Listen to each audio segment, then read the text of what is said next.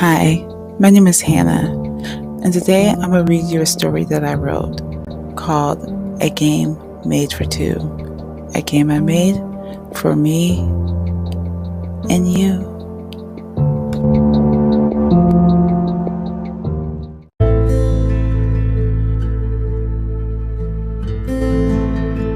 A game created for a one-night stand fun encounter takes an unexpected turn. Now, both players might lose in real life on a game that was only created for some hookup fun.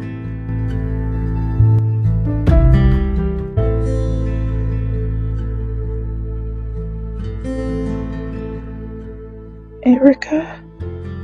I mouthed silently. The name displayed on my phone screen wasn't mine. My heart shattered as I retracted my leg back into the car, closing and locking the door. The rain is relentless, each drop a reminder of the pain that now lingers in my heart. I can't believe this, I muttered in disbelief, repeating it like a mantra, each utterance feeling like the first time.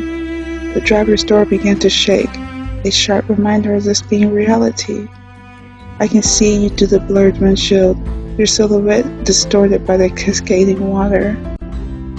Your pleas for me to open the door are muffled by the pounding rain and the thunderous beat of my own heart.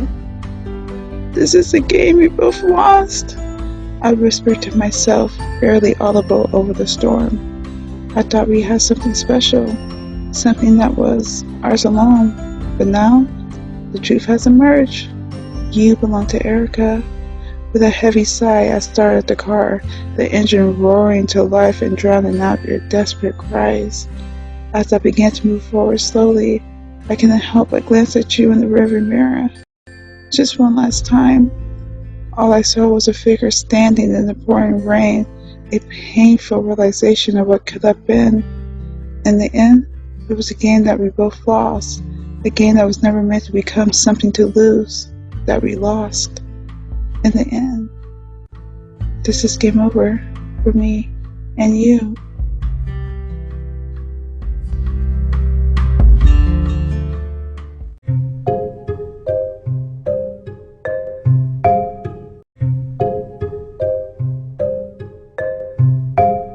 Laying in bed, I finished up my usual routine of, let's just call it self-healing, a routine that I've been practicing for many nights now. Before long, I'm certain I reclaim my innocence, much like the Virgin Mary, thanks to all the self-healing I've been doing. This has become a routine for me to keep my health in check and ward off a condition I like to call momentary desperation. It's a term I coined to describe after a significant period of time, not days, weeks, or months, but years, plural, meaning more than one. You'll find yourself latching on to the first individual who shows you any attention. This could be as simple as someone sneezing, coughing, or even blinking your direction. You convince yourself that you're in love and have found the one. You envision a future together, perhaps even starting a family. But then one day, you wake up and realize you didn't really care for this person. The breakup isn't about heartbreak, but rather the inconvenience of ending a relationship with someone who's more invested than you are. This can potentially lead to dealing with a stalker or the awkwardness of retrieving personal belongings. The cure for this condition is to engage in intimate activities every 1 to 2 months. The absence of such activities can trigger the disease. The tricky part is, you don't realize you have it until it's gone. Yes, for those who can't tell, this is a joke, though a real one. I named it, came up with the cause, the symptoms, and the cure. Basically, if they put this in a medical book, they put my name on it as the discoverer of this disease. Though I've been trying to find other ways to self-heal, if you know what I mean. It's like the universe doesn't like me or something. It's just against me, or maybe I haven't met the right person. Because every attempt has been a failed attempt, and I have attempted at least a few times. But I guess a nice moment of intimacy is just too much to ask for.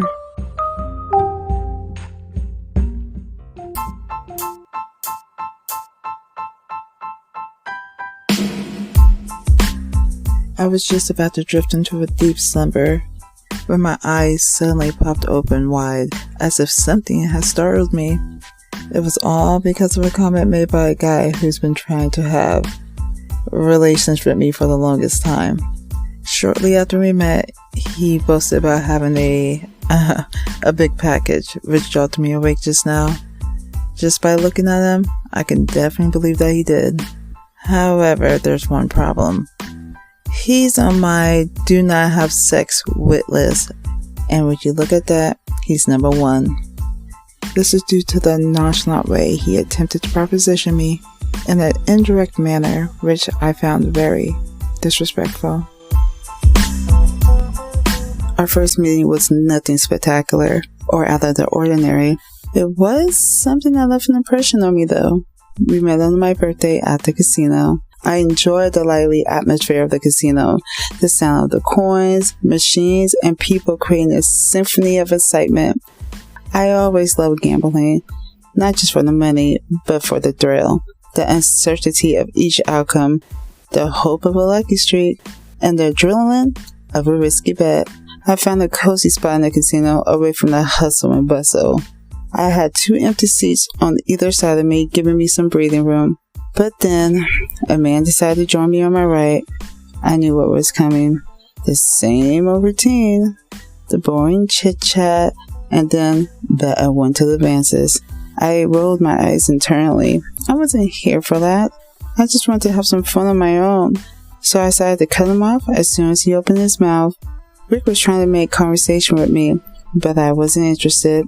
He had introduced himself with a smug smile, apparently unaware of my lack of enthusiasm.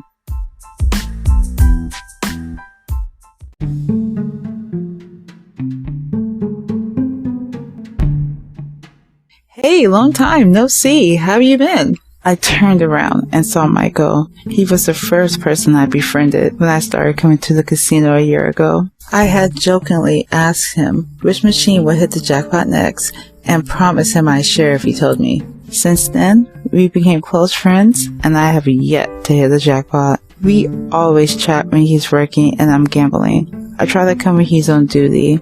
We talk about anything and everything, and he always has something interesting to say. Sometimes we get so engrossed in our conversation that I forget all about the machines and just follow him around the casino, helping him tidy up as we continue to talk about whatever topics at hand.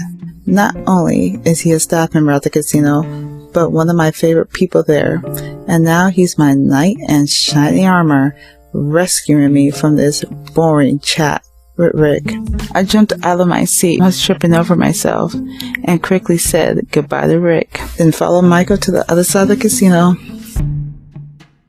I stopped and turned to him with a grin and said, "Thank you so much. You saved me from that awful conversation," I said with relief. Michael laughed and said, "He might be a bad talker, but I bet he can help you end your dry spell." I looked at him with a shocked and offended expression and said, "I might be desperate, but I'm not that desperate, although it feels like it's getting there," I said with a resigned sigh. Michael caught the doubtful look on my face and quickly said, Hey, I was kidding, but if you did, don't put that on me," and lifted his hands in a mock surrender. Michael and I only see each other when he's working and I'm there playing, but he knows all about my lonely love life and my endless dry spell. I gave him a stern look and replied, "It's totally your fault. I'm holding you responsible. I'm going to tell everyone you made me do it." We looked at each other for a moment, then burst into laughter. Unlike me, Michael is happily married with 4 kids. I have never met his wife, but I admire their relationship. It's a goal for me to find a lasting love like Michael's and his wife's, who have been together for over 10 years. Their relationship is a symbol of love that's real and hard to find in the world nowadays. But even though I want a relationship like that, sex seems to be the only thing available, and even that's hard for me to get. Michael picks the next game for me before he leaves for lunch, but the game he chooses picks me as his final victim, taking the leftover cash I had on me tonight, and that's my cue. It's time to head home.